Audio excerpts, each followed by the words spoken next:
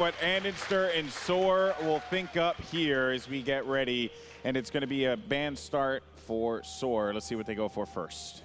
I mean, I could kind of expect on the side that, yep, right away, they're going to go ahead, take away the Zeus. It has been way too important for Obey and just a lot of teams in general. And, you know, if you're not really looking to fight into these heavy wombo combo burst compositions, you definitely want to go ahead and take away that Zeus. Especially as the first pick, it's a great ban because they don't have to get rid of things like the Terra, which we see Obey ban out. They will have the option to grab it first, and so they have the free option to get rid of two other gods they don't want to deal with, like the Zeus that we've seen the whole tournament. They may not want to first pick it themselves. We've seen Obey perfectly fine with first picking Zeus. And you can see SoaR going ahead and taking away the Jingwei, so they're just trying to eliminate two pretty important comfort picks on the side of Obey, as well as just two guys that they really don't want to deal with. I mean, Jingwei, everybody knows, her passive is really strong.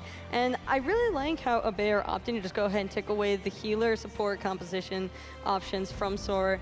And you can tell right away, Andy sticking true blue to the Thor. Andy picking Thor, I would have never seen that coming. On the main stage when it's all on the line, honestly, it's a great pick for them. We all know where it's going, to the man in the jungle. I mean, it's his most consistent god. It always has been. He's one of the best Thors, if not the best with adapting in the world at this god. And you have to think about the bans right now. Terra's off the table, Jingwei's off the table. Go for your best personal picks. Yeah, I can definitely agree with that. And it doesn't come to any surprise at all that Obey would opt for this Raw.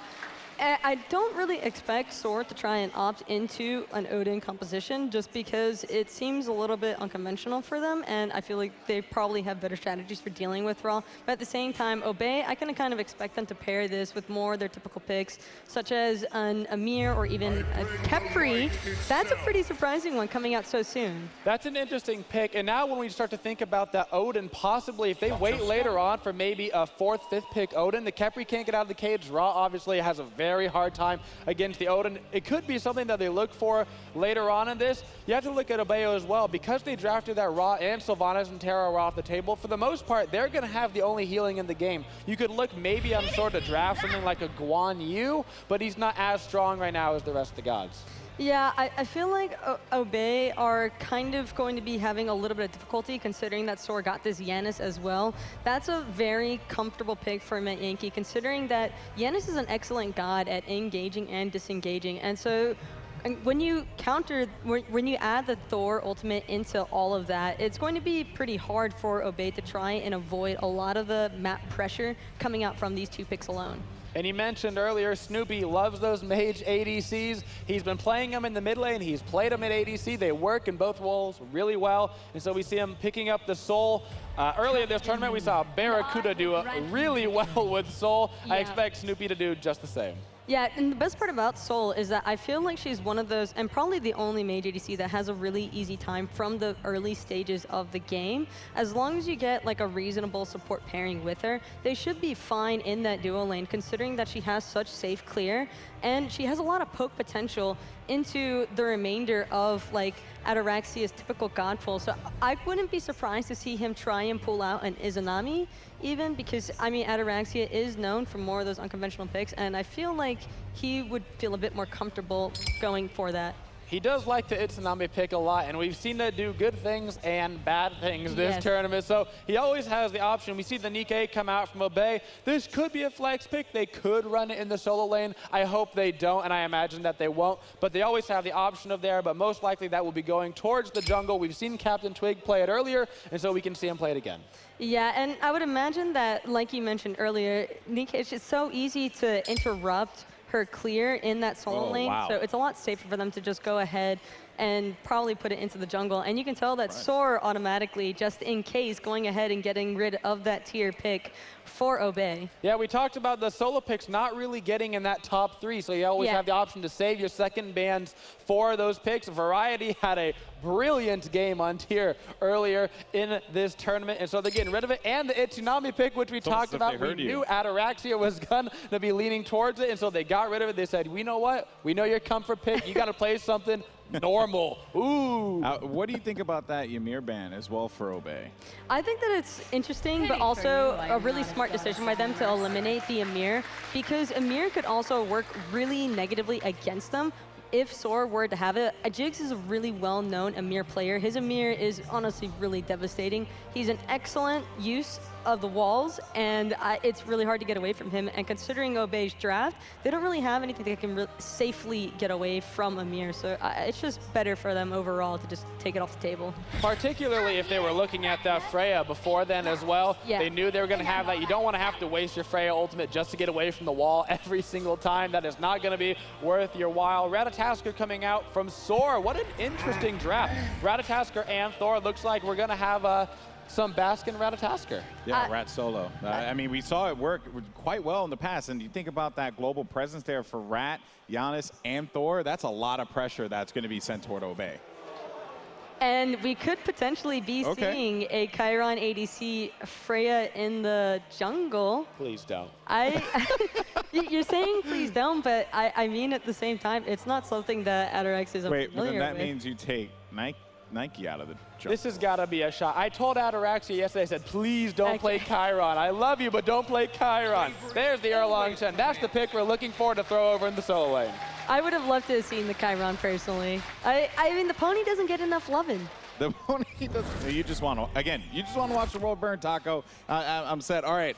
So this has been a very interesting draft. A lot of our discussion points really did pop up in that one. Who do you think came out on top? Who's going to take this game real quick? I like SoaR's global pressure a lot, so I'd probably have to give game one to them. The draft of SoaR is going to be incredibly difficult to deal with. I've got to go in SoaR. Yeah, well, let's see if the pressure from SoaR will be enough for them to get that game one, or will Obey come out on top? We're going to send it over to our casters.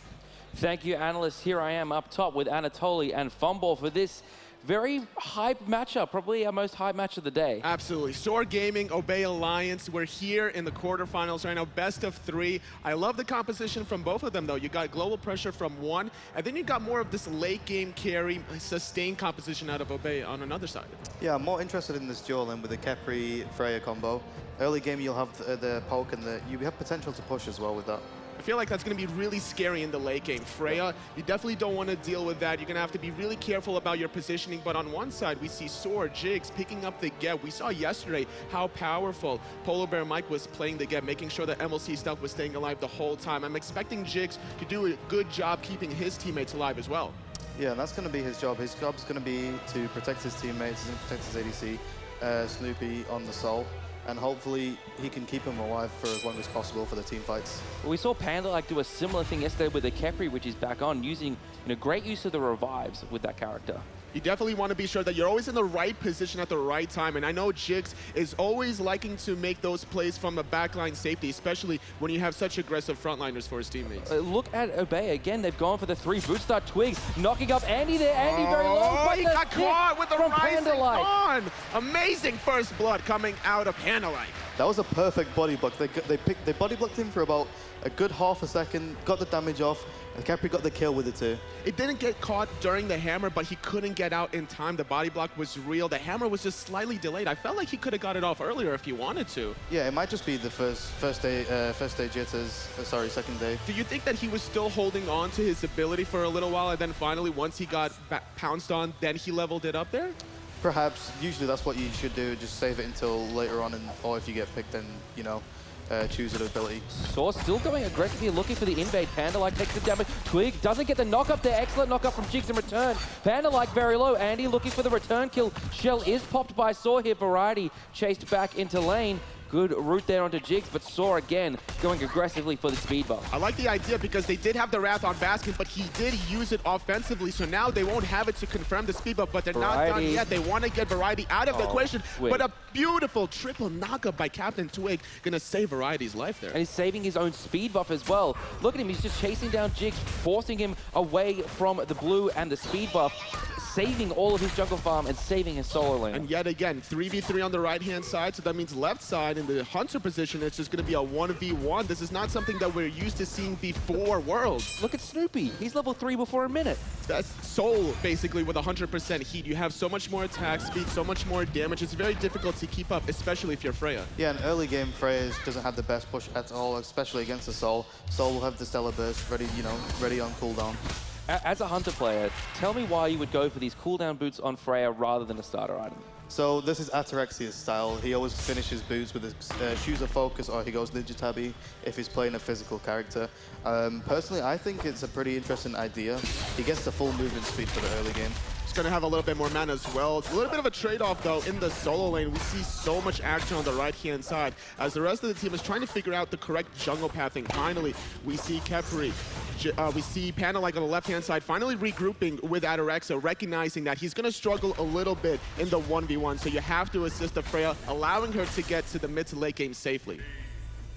I think Khepri as well, you know, a lot of push in that lane to help the Freya out, but you know, other than that, what are the kind of things that Khepri brings to the table? So Khepri will bring sustain, and he'll also bring out an ultimate, which, you know, revives people. They don't have an execute on the side of SoaR, which is perfect for the Freya. The Freya wants to stay alive, bring out as much damage as possible, while Nike should be in the back line, stopping anything and, you know, just keeping people busy. It's going to be very difficult for both Baskin and Anister to dive anyone in the backline whenever Panda does have his ultimate for that very important clutch revive. So he's going to want to try to stay back there, get off the Rising Dawns whenever he can, mitigate any sort of damage potential coming out of SoaR. And I'm really curious to see how, after level 5, it's going to transition with this double, actually triple global ultimate combos coming out of SoaR. I'm interested to see if Jigs is going to be able to keep up and farm with Panda, like given their starting item builds. We see on one side the Talari boots and the Watches get for Panda, whereas left-hand side for Geb, though, still level 3, struggling a little bit with experience because he hasn't finished off his boots yet with Mark of the Vanguard instead. So going to be a little bit more resilient. Yeah, and this Nike with the Talari bits, he's just looking to farm for now. And from the new Goddess, the passive is really great for team fights as well, mid and late game. Right now, they just want to get as many minions and get the first passive up online. So I don't know if you saw it there, but Variety tried to get into his ultimate, but Baskin perfectly timed his hog to stop the taunt in. Yeah, and that's one thing about Erlang Shen, is that you can cancel the ultimate even though you hear the sound cue. And sometimes, for example, that play, that's what he needed. Otherwise, he probably would have took way too much damage. That was a great defensive play with the Wrath, but I feel like that's going to hurt him the later this game goes, not having that teleport. He's not really utilizing this Wrath to his early advantage, but we see the poke coming out of Variety. The ultimate was used, so he's a little bit healthier. And now Baskin, without this teleport, he's going to miss out on a lot of golden experience. Right, but he has his ultimate, which is what he needs for team fights late game.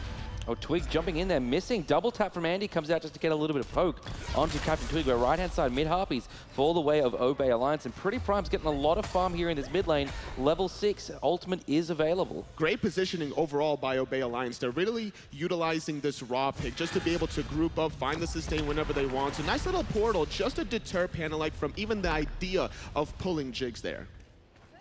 Left-hand side mid camp's gonna fall the way of Obey Alliance again. They're starting to get a little bit of a lead here, over 1,000 gold already. And they're looking towards the Gold Fury. Ataraxia is still in lane here, so SoaR has no idea.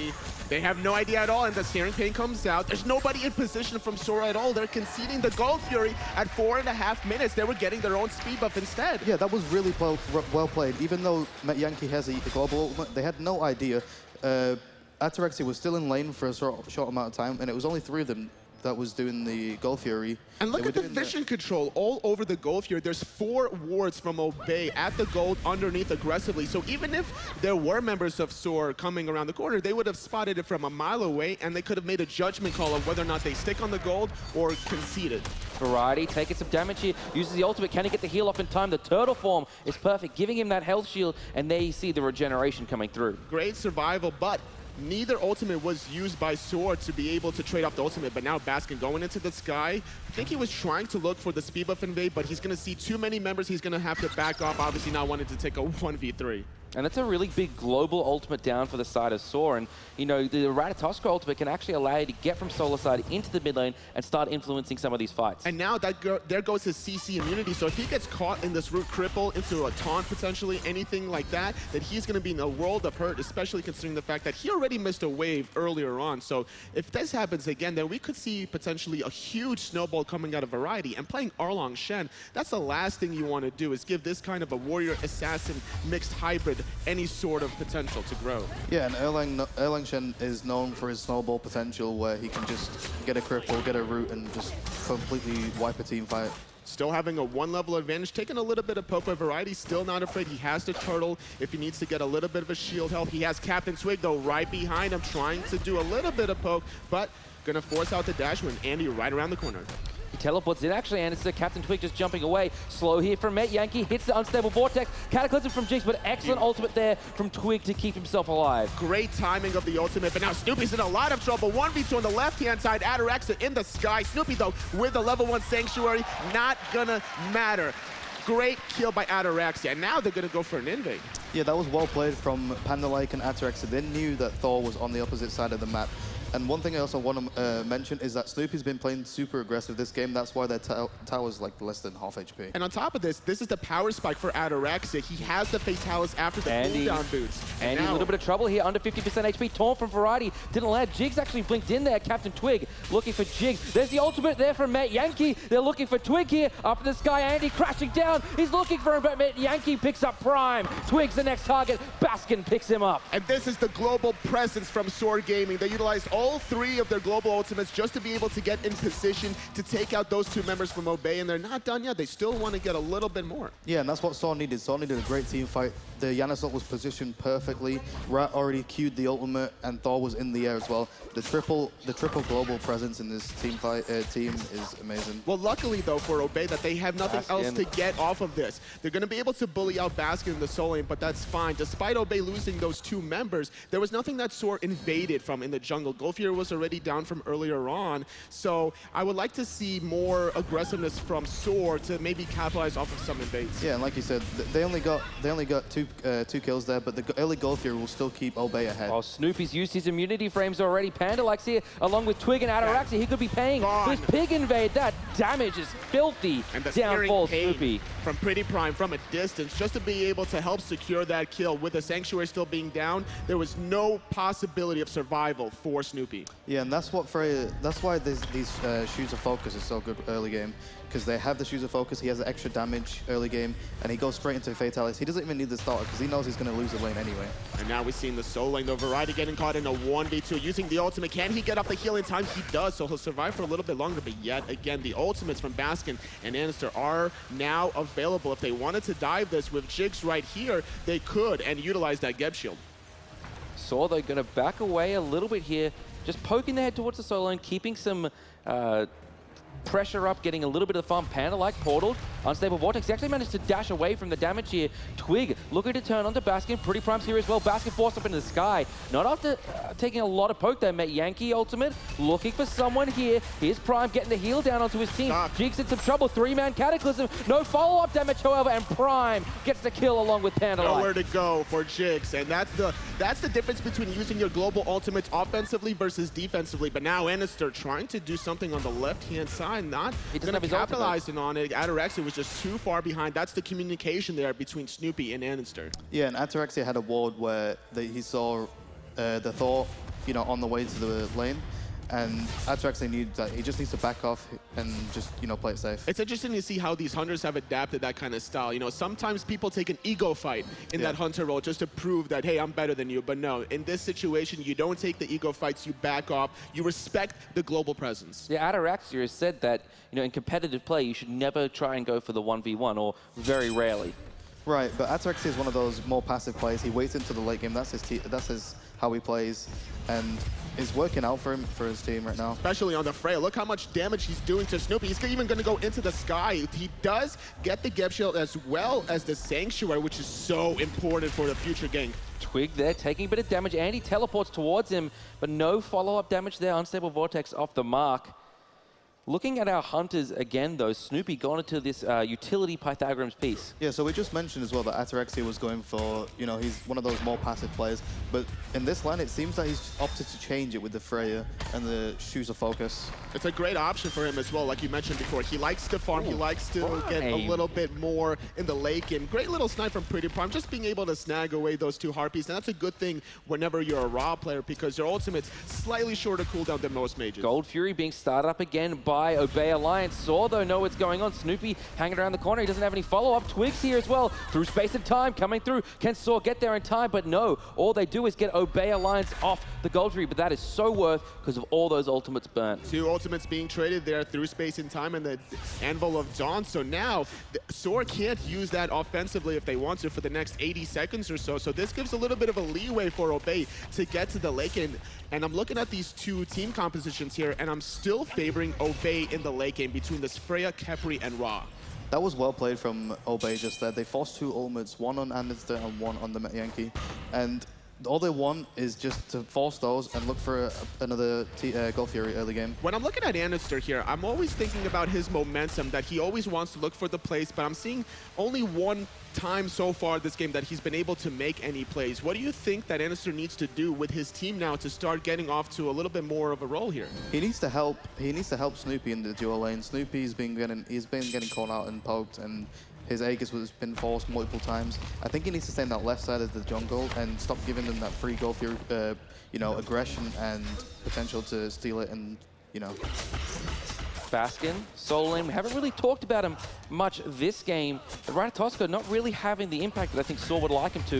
And yet again, though, Obey Alliance starting up the Gold Fury. SoaR no one around except for Jigs. Down comes the damage. Jigs, no real steal potential here. Wrath going to pick up the second gold harpy of the game for Obey. Extending their goalie to beyond 4,000 gold, and now Obey is just going to be able to start snowballing this. We can easily see them start grouping up and utilizing Pretty Prime's heal. And Anderster wasn't even in the left jungle. He was just on the side of the mid camps, and he just wasn't in the, nowhere possible to contest that. If you're not in position for the Gold Fury, at least get something else in return. Look for invades, look for a tier 1 tower, get anything, get 500 gold at least in return. Force that left side tower that's just so low. Get Ataraxia off the map. But at this point, the longer they wait, the scarier it's going to get, because Ataraxia is already level 15 with 3 items completed. And Fed Freya she can carry the game on her own. Absolutely, and it's going to be very scary if you're on the side of SoaR, because how do you deal with a late game Freya that's going to be protected by the Ra heal, by the Khepri revive? Rising Dawn is going to mitigate all your damage, and then you have to get through Arlongshan and Nike, who's going to try to be that frontline barrier. Well, this Freya's already online. She already has a Shoes of Focus. She has the cooldown for the extra ultimate times. She has the Fatality. She has a Demonic Grip. She's online. She's ready to go. She also has 2 kills as well. We're seeing variety here go for the Witchblade against this SoaR lineup. Talk to me a little bit about that item, what it brings to the table, as opposed to something like a Runic Shield. So I think that it's all about the physical defense here. They're trying to mitigate some potential here, but Anderster, though, not able to get off to the skies in time. Great pickoff by Obey, utilizing the snipe and Captain Twig in position to secure that one. Yeah, that was well played from Obey. I feel like they've really, done their prep, they've done their homework, and figured out how they can take advantage of Lannister right now. It's like he's on Season 1 Lannister right This is not the same sword that we're used to. They're not playing together. Snoopy, though, forced into both of his relics now, though. He could still potentially get dove onto that tier 2, but Obey gonna peel it back. They don't have to worry about Snoopy now for a little bit. If they wanted to start grouping up, they can knock down this tier 1 tower on the left-hand side. It's giving them free push here. We see Prime already rotating over towards that left-hand side. Twig even forcing Yankee away from a possible rotation with the sustained Prime Briggs. This should be a free tier 1 tower on the left-hand side, and it is going to be indeed that tower going the way of Obey Alliance. Is this the time for Obey to never leave each other's side? They're just going to start grouping up, utilizing this Ra? Yeah, definitely. Like I said, Freya's already online. Khepri's ahead. And the Ra already has Twig. So she's That's ready to go. so demoralizing right now if you're Anderster. Your ultimate was used earlier on, trying to survive. Gonna survive for now, but he's already 2 levels behind, getting denied that speed buff. An underlevel Thor now is still a little useful. He can still set up the team, obviously, with the stunts from a distance, still utilizing that global ultimate, but this is not something that Anderster is used to. Normally, he's ahead. Yeah, and we've seen this before. Like we said before, when SoaR got that good team fight off, they got the 3 globals, and they still have potential to fight. All they need to do is just wait for a few seconds, look for a time for a good ult. But it's Obey that's the ones that are always trying to engage and get any sort of advantage, though. So it's going to have to be very important for SoaR now to slow down, wait for an aggressive play from Obey, and take advantage of it. Not allow themselves to be put in a position where they overextend. Utilize the ultimate from Matt Yankee now to be more defensively oriented rather than offensively.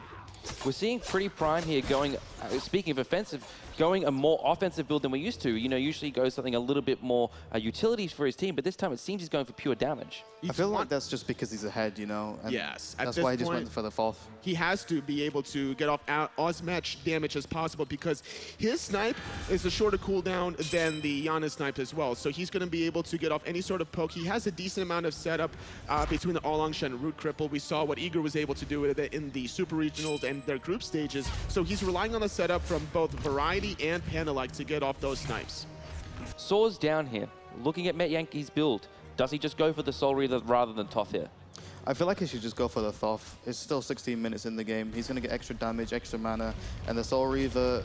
Who's he gonna go for with the Soul Reaver? He might get like a lucky snipe, but I think it's too early to go for. At this point, the power spike would definitely benefit the Book of Thoth, but now Anister going into the sky. He wants to defend his red buff, but look at the disengage from Obey. It's just spot on. Snipe came through there from Prime and forcing the beads out of Anister. He teleports away. Good two-man portal. Jigs gets a two-man Cataclysm. Here's Baskin up in the sky. Variety teleporting in though. Five-man grouping from Obey. Baskin trying to find something here, but there's no follow-up from his team. He just chooses to ult away. There's nothing he could possibly do, and now with that downtime, Obey has enough time to sustain back up. Everyone is completely healthy. They got their relics, and they're not done yet. They want to dive this tier 1 tower. Variety, two-man taunt.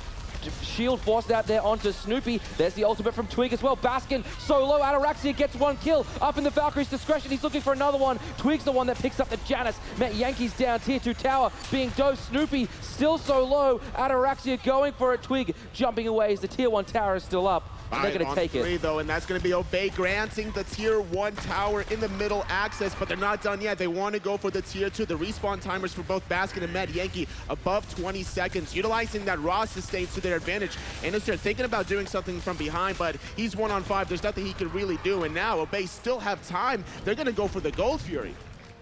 It should be a pretty free objective for them. Looking at the graphs as well, this game's just completely snowballed out of control. 11,000 experience, nearly 10,000 gold for Obey. This is a spiraling out of control for SoaR at this point in time. They're trying to find the first game for Obey, but Anister comes in, but Obey Alliance still grab the Gold Fury. Anister gets on out of there, but now Obey, they want to get something here. Obey want more. Let's take a listen in with them as they fight SoaR Gaming.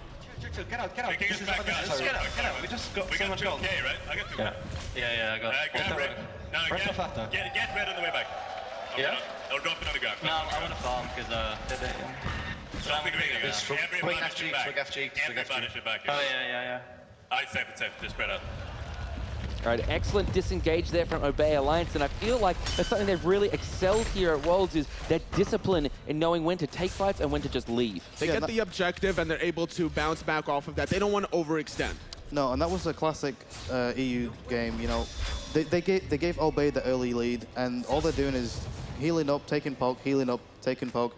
Even though they don't have the best push with the Freya, all they need to do is just go in and really, you know, fight. There's no reason for them to really overextend either because they're up 11,000 gold. They're probably sitting on a lot of gold after the 2 towers in middle, the Gold Fury as well. So they're very comfortable with just disengaging. There's not much more that they can take other than the Fire Giant, obviously, and they're not really worried about SoaR potentially sneaking that under their noses as well. Yeah, and it's a tank meta. The Nike, you know, tanky.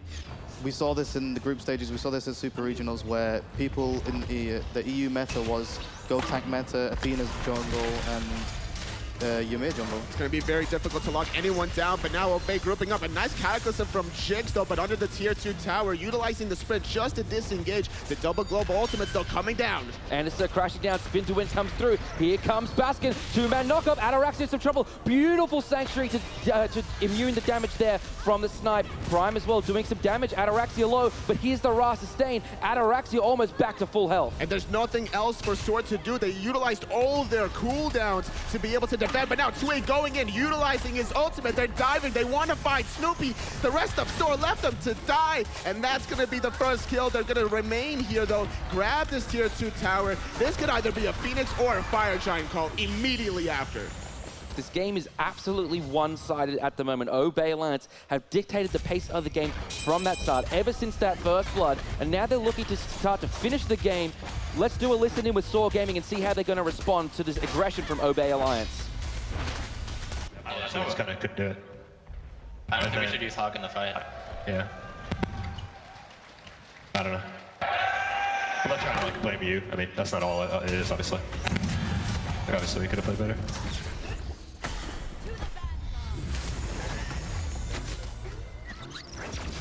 I don't know. A very demoralized SoaR Gaming there. You can hear they're already turning their attention basically to this next game and realizing that this one's pretty out of hand. At this point with a Fire Giant for Obey, they have a 14,000 goal lead. There's no stopping them from closing out this one. You have to just be worried about game 2. Yeah, and this tank meta is, if it's ahead, it's really hard to come back, especially with the healing and a Freya and a Khepri, and Khepri's just going to revive the Freya. So if you're SoaR here, what do you want to do for picks and bans in game number 2?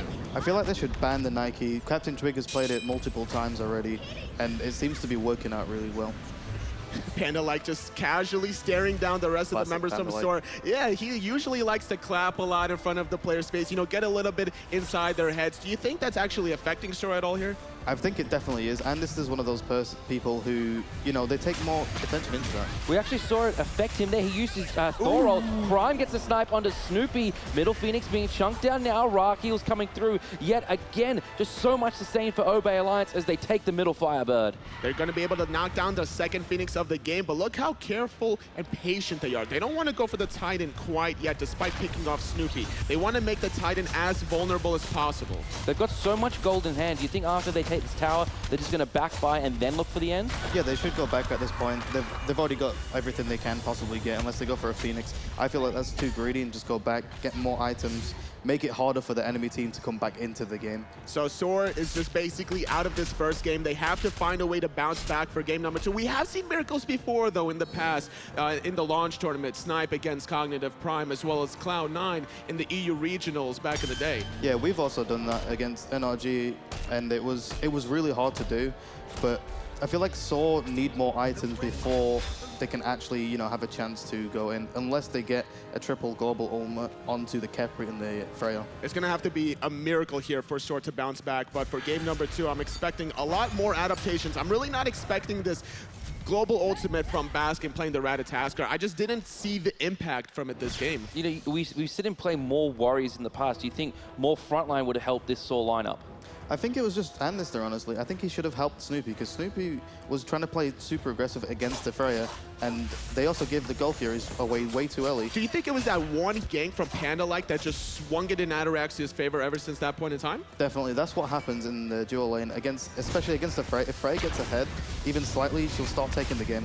All right, this could be the final push of the game here. Obey Alliance looking for the left-hand side Phoenix. We could see Captain Twig hanging around in the mid lane, forcing some attention away from the left-hand side Phoenix. SoaR Gaming giving that Phoenix up. They need to defend in the Titan pit now, but 5 minutes are going to be pushing in the mid, in the right-hand side as well. SoaR, all 5 members up. All 5 members of Obey up as well.